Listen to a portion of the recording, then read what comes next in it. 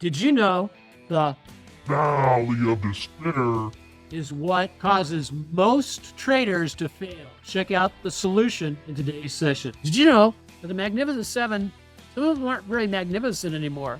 Today I'm going to show you which one those are and show you which one I wouldn't buy even with your money.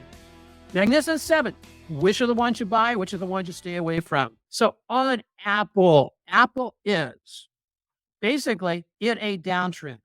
So a couple of questions you need to be asking yourselves. Could this be a bottom? Sure could. Yeah, without a doubt. However, with it below all the moving averages here on the daily chart, I have to answer the question, how do I want to trade this? If I take a trade down here on this reversal signal, what's my upside target? And secondly, I'm trading against the primary trend. So I'm taking a counter trend trade. Those you have to be very nimble to get in and out of, because if not, it's going to rip your face off. And we'll see that maybe happening in one of our favorites. The other place to look is look over on the longer term charts and notice. Remember, the weekly charts take precedence over the daily charts. In other words, they're stronger. So if the momentum indicators are still pointing down over here, I want to favor this to the downside. So on Apple's not on my buy list. So what's it going to take? It's going to be taking basically a reversal over here on the weekly chart, especially on the TSI and that green line you see right there on the market forecast. Next one is Amazon. What's Amazon doing? Amazon has reached this past level of a resistance, and it's having a struggle to get through it. Notice the volume is very low. So what's Amazon telling us? Well, my momentum looked like it's tried to cross up yesterday, but that's a bearish squeeze on momentum. It's still pointing down. What's going over here on my weekly chart? I've got a bearish reversal signal on my weekly chart. The momentum is facing down. Do I short Amazon at this point? Is it going to be a pullback into support and a bounce? We don't know about that until the action already takes place. Positives, it's above the 20 to 34, the 50, and the 200 down here. Okay. Alphabet. Told you I was going alphabetical order, right? Google. Really cool picture here on Google. Is this a classic meltdown type scenario? Price actions has run up, failed rally attempt to get back to the past highs, dropped, kicked back up, and then formed another lower low, dropped down, lower high, lower low, broke up, and has dropped down, lower low, and now it's bounced back up into the moving averages. Use those moving averages to determine where it's going to go from there. The other thing you want to be looking at is this 40-week moving average, which equates to approximately the 200. If Google closes below that 200, watch out to the downside, guys. Watch out to the downside. So Google, ain't buying it right here. I'm watching it, but I'm not buying it because all my momentum indicators are heading down. And so why fight the trend? It's like trying to fight a 20-foot wave. You want to surf or whatever, and the 20-foot waves will knock you on your rear. Next, Meta.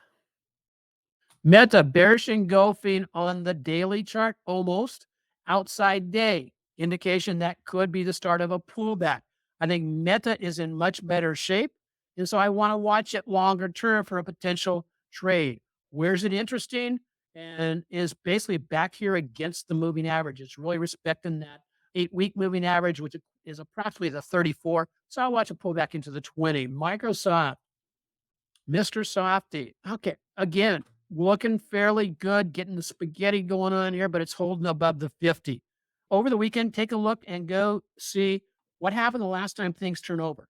How deep of a pullback is it? That'll tell you a heck of a lot about what to expect, because the personality of the people who are trading Microsoft remains the same.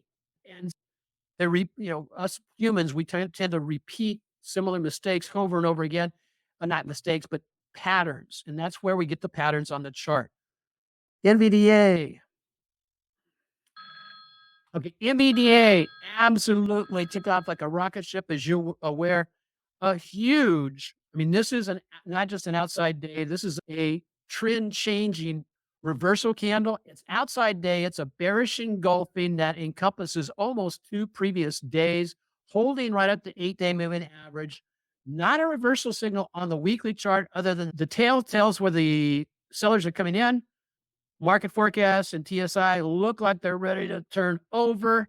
Again, watch how far things have fallen down. It's still above the 8, the 50, or 8, the 20, the 34, the 50. So those are all positives. But now what you know is if NVDA does roll over, what happened the last time TSI crossed over, which you see here? Well, it just went sideways. And then the trigger was watching this. And as soon as momentum broke structure to the upside right there, that was our signal to go back into NVDA. Did I forget? Oh yeah, my buddy Tesla. Is Tesla the last one? Look at Tesla really quick. Okay, Tesla daily chart. As you remember from last Friday, I talked about how this was just a very weak push up to the upside, and it was really suspect. It was a classic. It fell from the sky, then worked its way back up into dynamic resistance made up of the moving averages, broke the trend line right there on Monday, sold off over at 7%, and has continued to fall. Let's take a look at this. Where it closed last week, that's not precise, but we're down about 13%. Now the tough thing comes is, well, what happens next? When something pulls up into the midsection of a channel like that and then rolls back over for the midsection, that's a strong indication that the path of least resistance is down in Tesla. Now, does it have some places where it could stop? You betcha it does. There's the downtrending channel line, but on next week, that's going to be at 160, let's say 167. We've got this where the buyers came in before. And if you're a Wyckoff follower, you know that he talks about where the buyers and sellers hang out. There were buyers down here who wanted to buy it here, who weren't fulfilled in their orders. So there's still buyers hanging out somewhere between, I'm going to say 160 all the way down to 152. If that level busts, where's it going? Likely to go to 118. Likely to go, if that bust, go down to the very bottom, which is 101. However, is that really the very bottom? And the answer to that is no, it's not. Here's what happens. Let's take a look at the monthly chart. Wow, it blows through these levels. Where's the next one after the 101? Oh my goodness gracious, all the way down at $65. Now, is Tesla going to get to $65? If somebody says, no, it's not, you can't get that low, just walk away from them, because nobody really knows. We won't know until it actually happens on the way down. One of the things that I do like to do, though, is let's take a real quick look at one of my favorite measurement tools, which is the Fibonacci extension. If we do a symmetric move of this move down here, just from that high to this low, bounce it back up to this new swing high. So right here at the 152, you've got a double Fibonacci right there. At the 50, you've got a double Fibonacci. That was at the 160 level. Very interesting, right? Get down here closer to that 118 level. That's 100% retracement. Get a little bit lower, back down to 101. Well, the 127 is down here at $90. And so that's the way you can use the fibs to trace down to the downside. How many of you have heard of the emotional cycle of change?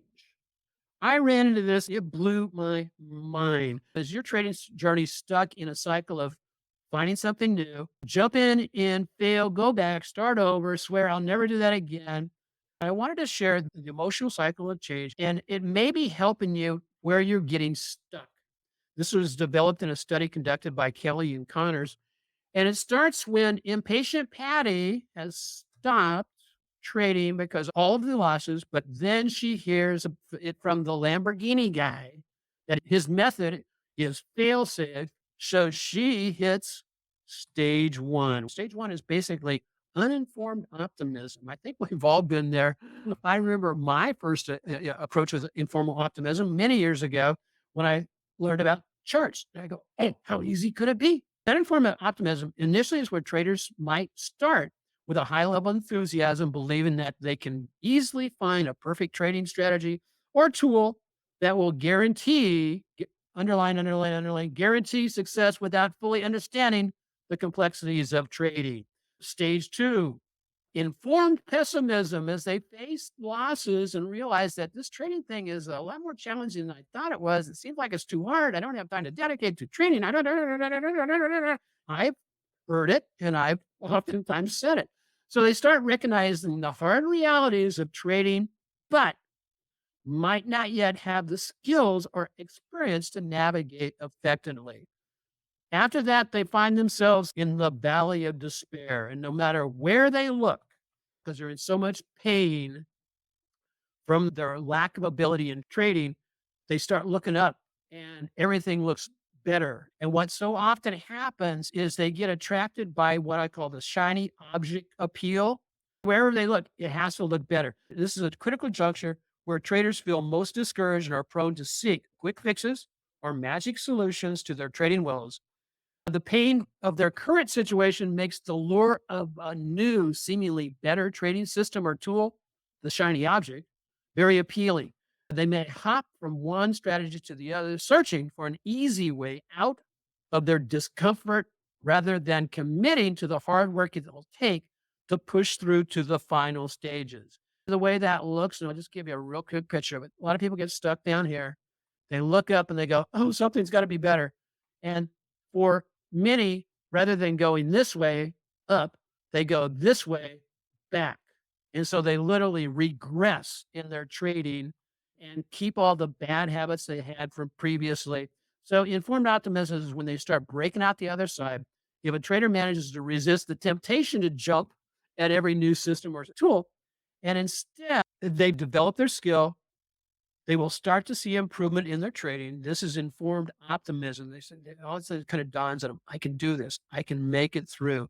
And this is informed optimism is based on real experience and understanding, not the false hope of a holy grail or the distraction of shiny objects. And then finally, you wind up at the successful fulfillment where ultimately the traders who navigate past the valley of despair, resist the distractions of shiny objects, they wind up here and commit to continuous learning and strategy refinement.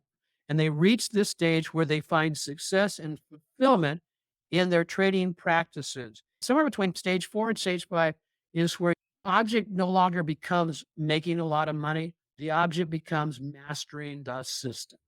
If you want to know how autopilot trading works, you can check out my book, Trade Your Way to Freedom, Retire Sooner with More Money and Less Fear. I have all my secrets there down in the description, and I will put a link to everything.